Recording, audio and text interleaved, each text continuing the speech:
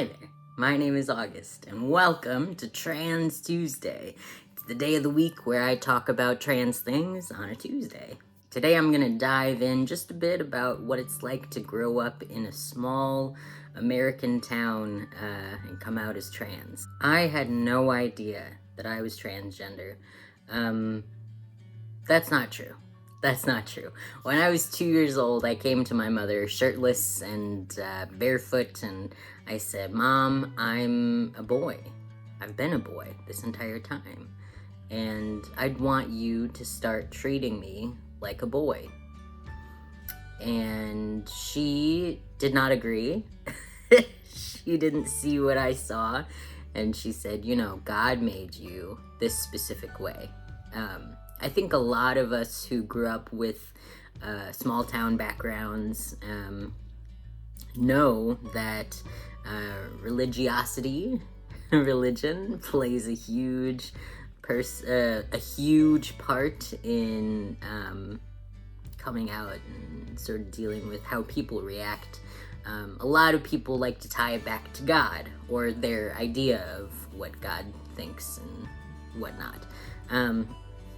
I'm not a particularly religious man. I don't really subscribe to the idea that there's an all-powerful God that is trying to punish me for being transgender. What I will address is the fact that one time I was almost hate crimed. It was in a Walmart, and I was going down this aisle with my cart, and these four young gentlemen, well, not so gentle, saw me and saw that at the time I wasn't wearing a binder and I'm larger on top, and they just surrounded me and started pulling out my clothes, stuff like that. And if it weren't for the person who came down the aisle when they did to sort of serve as a witness, who knows what would have happened.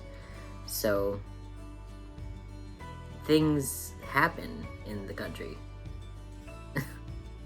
A lot. This was in broad daylight, so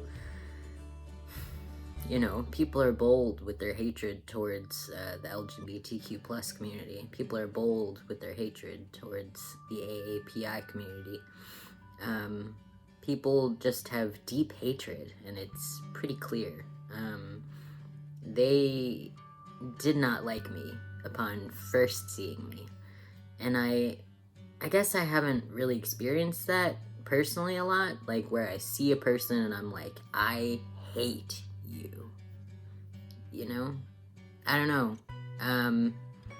Maybe I'm the kind of person who gives people benefit of the doubt, doesn't want to believe that people are bad until I meet them. Growing up in a small town in America and trying to be queer, being queer, it's a horrible experience, I think, for anyone, because people are so unaccepting in the country.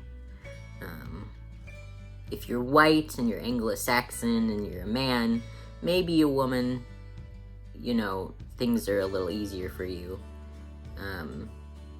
If you're not straight or any of that, and if you're a person of color, a BIPOC individual, and you're queer, and you're disabled, you can't see it, but I'm sitting on my walker, it's a lot at once. So, just be mindful. If you're out there and you're watching and you're someone who's able to live in a secure area, just take a little moment and feel grateful today that you can feel safe in your own hometown, because a lot of us can't.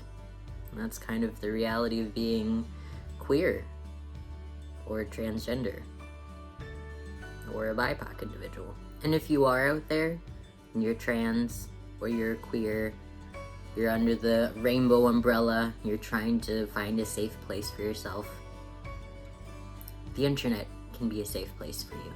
There are communities out here that would love to have you be a part of them, to welcome you with open arms, who would just love to take you under their wing and listen to your stories and, you know, help you out. For example, I have a Patreon, and my Patreon has become a safe haven community for queer people, specifically trans people, specifically BIPOC individuals. It's a lovely place to be, and I hope you'll consider joining. I hope you have an amazing rest of your week. I'm wishing you so much love and care, and I'll see you tomorrow.